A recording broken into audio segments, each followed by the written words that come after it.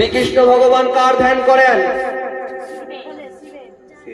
অনেকে কিন্তু তা জানেন না, অনেকে কিন্তু তা জানেন না।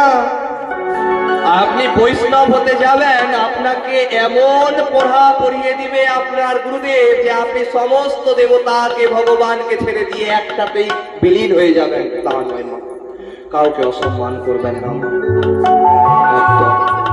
কিন্তু অনেক কিন্তু আছে গুরুদেব, আমি কারো নাম বলছি না, কিন্তু আছে। আপনারা জানেন যে যখন আপনি শ্রীকৃষ্ণ ভগবানের দীক্ষা নিতে যাবেন, আপনাকে বলে দিবে যে আপনি অন্য কোনো দেবতার প্রসাদ খাবেন না, অন্য কোনো দেবতার পুজো করবেন না, অন্য কোনো দেবতাকে ফুল অর্পণ করবেন না, বলে দিবে। কিন্তু বাস্তব সত্য কথা বলছি, আমি কারো নাম বলছি না, কিন্তু বলে।